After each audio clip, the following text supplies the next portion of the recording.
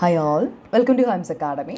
നമ്മളുടെ set paper one പ്രിപ്പറേഷനുമായിട്ട് ബന്ധപ്പെട്ട് നമ്മൾ ഇന്ന് ഡിസ്കസ് ചെയ്യുന്നത് നമ്മളുടെ ബേസിക് സയൻസ് റിലേറ്റഡ് ആയിട്ടുള്ള കുറച്ച് ഏരിയാസാണ്. പ്രത്യേകിച്ച് സെല്ലുമായിട്ട് ബന്ധപ്പെട്ടുള്ള കാര്യങ്ങളും അതിൻ്റെ ഹിസ്റ്ററിയൊക്കെയാണ് നമ്മൾ നോക്കുന്നത്.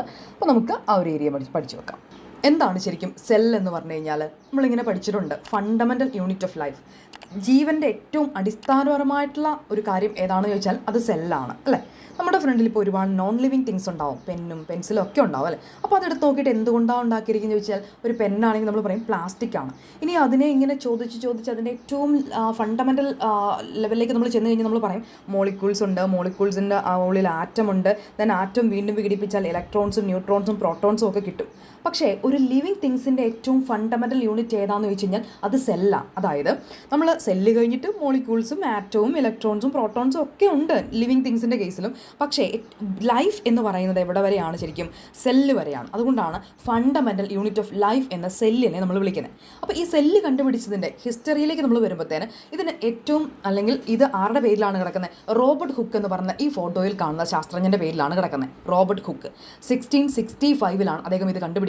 അപ്പം അദ്ദേഹം ഒരു മൈക്രോസ്കോപ്പ് ആദ്യം കണ്ടുപിടിച്ചു. താഴെ കാണുന്ന ഇമേജിൽ കാണുന്ന ഒരു മൈക്രോസ്കോപ്പ് കണ്ടുപിടിച്ച് അദ്ദേഹം പല സാധനങ്ങളെയും എന്ത് ചെയ്തു, പല പദാർത്ഥങ്ങളും ഇങ്ങനെ മൈക്രോസ്കോപ്പിലൂടെ നിരീക്ഷിച്ചു. അപ്പം അദ്ദേഹം ശരിക്കും ഇതിൻ്റെ ഒരു ബേസിക് ആയിട്ട് ഇവിടെ പറയുന്നത് ഒരു ട്രീൻ്റെ കോർക്ക്, അതായത് പുറത്തെയുള്ള ഡെഡ് ആയിട്ടുള്ള സ്കിൻ ഉണ്ടല്ലോ, അപ്പോൾ അതെടുത്ത് നോക്കിയിട്ട് ഈ മൈക്രോസ്കോപ്പിലൂടെ നോക്കിയപ്പോൾ കമ്പാർട്ട്മെൻറ്റുകളായിട്ട്, അതായത് ഹണി കോമ്പില്ലേ അതുപോലെ ആ ഒരു സ്ട്രക്ചർ കണ്ടു. അപ്പോൾ ഇതിനെ അദ്ദേഹത്തിന് ഫീൽ ചെയ്തത് ശരിക്കും ലിറ്റിൽ റൂംസ് ആയിട്ടാണ്. അപ്പോൾ അതുകൊണ്ട് അദ്ദേഹം ലാറ്റിൻ വേർഡായ സെൽ എന്ന് അതിനെ വിളിച്ചു. സെൽ എന്ന് പറഞ്ഞാൽ ലിറ്റിൽ റൂംസ് എന്നാണ് അതിൻ്റെ അർത്ഥം.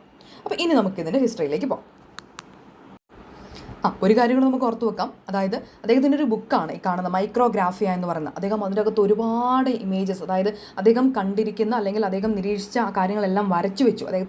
അദ്ദേഹം വരച്ച ഒരു ചിത്രം തന്നെയാണ് താഴെ കൊടുത്തിരിക്കുന്നത്. കമ്പാർട്ട്മെൻറ്റുകളായിട്ട് ഇതിൻ്റെ ആ ഒരു സ്കിൻ ഇങ്ങനെ വരച്ച് അതിൻ്റെ കോർക്ക് ഇങ്ങനെ വരച്ച് കാണിച്ചിരിക്കുന്നതാണ്. അപ്പം ഒരുപാട് ചിത്രങ്ങൾ വരച്ചു. ഈ ബുക്ക് വളരെ ഫേമസ് ആവുകയും അപ്പോൾ ഇതിനെ തുടർന്ന് ഒരുപാട് സയൻറ്റിസ്റ്റ് ഇത് റിലേറ്റഡ് ആയിട്ട് അല്ലെങ്കിൽ സെല്ല് റിലേറ്റഡ് ആയിട്ടുള്ള സ്റ്റഡീസ് നടത്തി. അത് നമുക്ക് കാണാം. ഇനി നമുക്ക് ഇതിൻ്റെ ഹിസ്റ്ററി ഒന്ന് ഡീറ്റെയിൽ ആയിട്ട് നോക്കാം. ഫസ്റ്റ് നമ്മൾ ഓൾറെഡി കണ്ടു, അല്ലേ? റോബർട്ട് ഹുക്ക് ഒരു ലിവിങ് തിങ്സിൻ്റെ ഡെഡ് ആയിട്ടുള്ള ആ ഒരു കോർക്കിൽ സ്റ്റഡി നടത്തിയിട്ട് അദ്ദേഹം സെല്ല് കണ്ടെത്തുകയും അതിനെ സെല്ലെന്ന് വിളിക്കുകയും ചെയ്തു 65. അതിനുശേഷം കുറേ വർഷങ്ങൾ കഴിഞ്ഞു, അല്ലേ? 74 ലുവൻ ഹോക്ക്, അതായത് നമ്മൾ പറഞ്ഞു അദ്ദേഹം ഒരു ബുക്കൊക്കെ എഴുതി. അപ്പോൾ അതിൽ ഒരുപാട് സയൻറ്റിസ്റ്റ് അട്രാക്റ്റഡ് ആയി ഒരു ഡീറ്റെയിൽ ആയിട്ട് സ്റ്റഡീസ് നടത്താൻ തുടങ്ങി. അപ്പം അവിടെ എല്ലാം ഒരു പ്രശ്നമുണ്ട്. ശരിക്കും ഈ ഹൈ റെസൊല്യൂഷൻ മൈക്രോസ്കോപ്പ് ഉണ്ടെങ്കിലാണ് ഇതൊക്കെ കണ്ടെത്താനായിട്ട് പറ്റുന്നത്, അല്ലേ? അപ്പോൾ മൈക്രോസ്കോപ്പ് കണ്ടെത്തുക എന്നുള്ളത് വളരെ ഇമ്പോർട്ടൻ്റ് ആയിട്ടുള്ള ഒരു കാര്യമായിരുന്നു. അപ്പോൾ അങ്ങനെ ലുവൻ ഹുക്ക് അദ്ദേഹത്തിൻ്റെ മൈക്രോസ്കോപ്പിൽ അദ്ദേഹം പോണ്ടിൽ നിന്ന് കുറച്ച് വെള്ളം എടുത്തിട്ട് അത് പരിശോധിച്ചു. അപ്പോൾ നോക്കിയപ്പോൾ ലിവിങ് സെൽസിനെ, അതായത് മൂവ് ചെയ്യുന്ന ലിവിങ് സെൽസിനെ 1674 കണ്ടെത്തി. അതിനുശേഷം റോബർട്ട് ബ്രൗൺ എത്രയോ വർഷങ്ങൾ കഴിഞ്ഞു 1833 സെല്ലിൻ്റെ ഉള്ളിലുള്ള ഒരു ഡോട്ട് പോലെ സാധനം നമ്മൾ കാണാറില്ലേ, അതാണ് സെൽ ന്യൂക്ലിയസ്. അദ്ദേഹം ആ സെൽ ന്യൂക്ലിയസിനെ കണ്ടെത്തി. അതിനുശേഷം 1839 പിന്നെ ഫാസ്റ്റ് ആയിട്ടുള്ള ഗ്രോത്താണ്. പെർക്കിഞ്ഞെ എന്ന് പറയുന്ന ഒരു സയൻറ്റിസ്റ്റ് 1839 പ്രോട്ടോപ്ലാസം എന്ന് പറഞ്ഞൊരു ടേം കോയിൻ ചെയ്തു. അതിനുശേഷം അദ്ദേഹത്തിൻ്റെ പ്രത്യേകത ഓർത്തു വെക്കണം. പ്ലാന്റ്സിനെ എല്ലാം അദ്ദേഹം ഒബ്സർവ് ചെയ്തു. അദ്ദേഹം ഈ മൈക്രോസ്കോപ്പിലോട് നോക്കിയിട്ട് അദ്ദേഹം പറഞ്ഞു പ്ലാന്റ്സ് എല്ലാം ക്രിയേറ്റ് ചെയ്യപ്പെട്ടിരിക്കുന്നത് അല്ലെങ്കിൽ ബിൽഡ് ചെയ്യപ്പെട്ടിരിക്കുന്നത് സെല്ല് കൊണ്ടാണെന്ന് പറഞ്ഞു. അതിനുശേഷം തിയോഡ ഷോൺ എന്ന് പറയുന്ന മറ്റൊരു സയൻറ്റിസ്റ്റ് കണ്ടുപിടിച്ചു. അതായത് ഷീൽഡ് എന്ന് പറയുന്നത് എന്നാണ് 1838 അദ്ദേഹം കണ്ടെത്തി എല്ലാ പ്ലാന്റ്സും നിർമ്മിക്കപ്പെട്ടിരിക്കുന്നത് സെല്ല് കൊണ്ടാണ്. അതിനുശേഷം നമ്മളുടെ തിയോഡ ഷോൺ 1939 അദ്ദേഹം പറഞ്ഞു എല്ലാ ആനിമൽസും ബിൽഡ് ചെയ്യപ്പെട്ടിരിക്കുന്നത് സെല്ല് കൊണ്ടാണ്.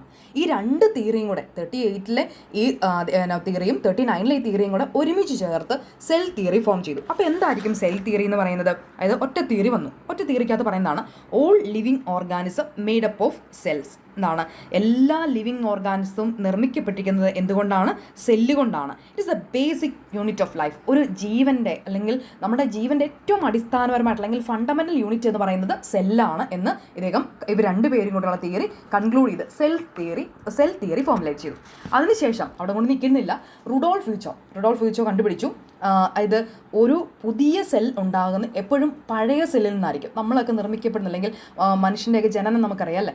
ഇത് നമ്മൾ സിംഗിൾ സെല്ലിൽ നിന്നാണ് നമ്മളുടെ സെല്ലുകൾ ഇങ്ങനെ സ്പ്ലിറ്റ് ചെയ്ത് നമ്മളായിട്ട് വളർന്നു വരുന്നത്. അപ്പോൾ റുഡോൾഫ് ഫ്യൂച്ചോ 1858 ഇങ്ങനെ കണ്ടെത്തി ഒരു പുതിയ സെൽ ഉണ്ടാകണമെന്നുണ്ടെങ്കിൽ അതൊരു പഴയ സെല്ലിൽ നിന്നായിരിക്കും. അതിനെ അദ്ദേഹം വിളിച്ചത് ഇങ്ങനെ ഒറ്റ വാക്കിൽ പറഞ്ഞത് ഒമിനസ് സെല്ലുവ ഈ സെല്ലുവ, അതായത് ഒരു പഴയ സെല്ലിൽ നിന്നാണ് പുതിയൊരു സെല്ല് ഉടലെടുക്കുന്നത് എന്നുള്ളത്. അപ്പോൾ ഇത്രയും ഒന്ന് ഓർത്തു വെക്കാം. അപ്പോൾ സെൽ തിയറി എന്നാ നമ്മൾ കണ്ടു അല്ലേ. 3 കാര്യങ്ങളാണ് സെൽ തിയറിയിൽ ഇൻക്ലൂഡ് ചെയ്തിരിക്കുന്നത്. ഒന്ന്, all living organism are composed of 1 or more cells. Unicellular organism ഉണ്ട് അല്ലേ, നമുക്കറിയാം അമീബയൊക്കെ യൂണിസെല്ലുലർ ഓർഗാനിസത്തിന് എക്സാമ്പിൾ. അപ്പോൾ ഇങ്ങനെ എല്ലാ ലിവിങ് ഓർഗാനിസവും അത് യൂണിസെല്ലുലറും ഉണ്ട് മൾട്ടി സെല്ലുലറും ഉണ്ട്. ഒന്നെങ്കിൽ ഒരു സെല്ല് കൊണ്ടോ അല്ലെങ്കിൽ ഒന്നിലധികം സെല്ലുകളുണ്ടോ. ഇപ്പോൾ നമ്മളുടെയൊക്കെ ബോഡി എന്താണ് കോടിക്കണക്കിന് സെല്ല് കൊണ്ട് നിർമ്മിക്കപ്പെട്ടിരിക്കുന്നതാണല്ലേ. അപ്പോൾ ഇങ്ങനെ എല്ലാ ലിവിങ് ഓർഗാനിസവും സെല്ലുകൾ കൊണ്ടാണ് നിർമ്മിക്കപ്പെട്ടിരിക്കുന്നത്. A cell is the basic unit of life. നമ്മളുടെ ലൈഫിൻ്റെ ഏറ്റവും ബേസിക് യൂണിറ്റ് ഏതാണെന്ന് ചോദിച്ചു കഴിഞ്ഞാൽ അത് സെല്ലാണ്. Cell arise from pre existing cell. എന്താണ്, അതായത് ഒരു സെല്ലും ഇങ്ങനെ ചുമ്മാ ഉണ്ടായി വരുമല്ല, ഒരു നിലവിലുള്ള ഒരു സെല്ലിൽ നിന്ന് മാത്രമാണ് പുതിയൊരു സെല്ലുണ്ടാകുന്നത്. ഇതാണ് പ്രിൻസിപ്പിൾസ് ഓഫ് സെൽ തിയറി എന്ന് പറയുന്നത്.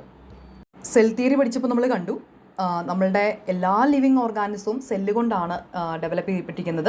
അപ്പോൾ ഇതിനകത്ത് യൂണിസെല്ലുലർ ഓർഗാനിസം ഉണ്ട്, മൾട്ടി സെല്ലുലർ ഓർഗാനിസം ഉണ്ട്. നമ്മളും മറ്റേ ആനിമൽസ് പ്ലാന്റ്സ് ഒക്കെ നോക്കിക്കഴിഞ്ഞാൽ multi cellular organism number of cells അല്ലെങ്കിൽ കോടിക്കണക്കിന് സെല്ല് കൊണ്ടാണ് നിർമ്മിക്കപ്പെട്ടിരിക്കുന്നത്. പക്ഷേ ഇതിനിടയ്ക്ക് കുറച്ച് ഒറ്റ സെല്ല് കൊണ്ട് നിർമ്മിക്കപ്പെട്ടിരിക്കുന്ന ആൾക്കാരുണ്ട് അല്ലേ. അവരാരൊക്കെയാണെന്ന് ആ പേരുകൾ ഓർത്ത് വയ്ക്കാൻ നല്ലതായിരിക്കും. ബാക്ടീരിയ, പാരമേഷ്യം, അമീബ, ദെൻ അടുത്തത് ക്ലെയിംഡോമോണാസ് എന്നീ പറയുന്നവയെല്ലാം യൂണിസെല്ലുലർ ഓർഗാനിസത്തിന് എക്സാമ്പിൾസ് ആണ്. അപ്പോൾ ഇവരെ ഒന്ന് ഓർത്ത് വയ്ക്കുന്നത് നല്ലതായിരിക്കും. നമ്മൾ ജൂലൈയിൽ നടക്കാനിരിക്കുന്ന സെറ്റ് എക്സാമിൻ്റെ പ്രിപ്പറേഷനിലായിരിക്കും എല്ലാവരും. നിങ്ങൾക്ക് നല്ലൊരു കോച്ചിങ് നിങ്ങൾക്ക് ആവശ്യമാണ് എന്നുണ്ടെങ്കിൽ തീർച്ചയായിട്ടും നമ്മുടെ ഹൈംസ് അക്കാഡമിയിൽ ജോയിൻ ചെയ്യാം. വളരെ ഈസി ആയിട്ട് വളരെ സിമ്പിളായിട്ട് നിങ്ങൾക്ക് സെറ്റിനെ പ്രിപ്പയർ ചെയ്യാനും പഠിക്കാനും നല്ല രീതിയിൽ പാസ്സാവാനായിട്ടും പറ്റും. ദെൻ നമുക്ക് നമ്മുടെ റെഗുലർ കോഴ്സിലേക്ക് വേണമെങ്കിൽ ജോയിൻ ചെയ്യാം. ഇല്ലെങ്കിൽ നിങ്ങൾക്ക് ജൂലൈയിൽ നടക്കുന്ന ലൈവ് സെക്ഷനിലേക്ക് വളരെ നമുക്ക് ഒരു 10-12 ലൈവ് സെക്ഷനിലൂടെ എല്ലാ ഏരിയാസും നമ്മൾ കവർ ചെയ്യുകയും ഈസി ആയിട്ട് നമുക്ക് സെറ്റ് എക്സാമിന് അറ്റൻഡ് ചെയ്യാനായിട്ട് പറ്റുകയും ചെയ്യും. അപ്പം നിങ്ങൾക്ക് താല്പര്യം ഉണ്ടെങ്കിൽ കോൺടാക്ട് ചെയ്യേണ്ട നമ്പർ ഇവിടെ പ്രൊവൈഡ് ചെയ്തിട്ടുണ്ട്. Thank for watching.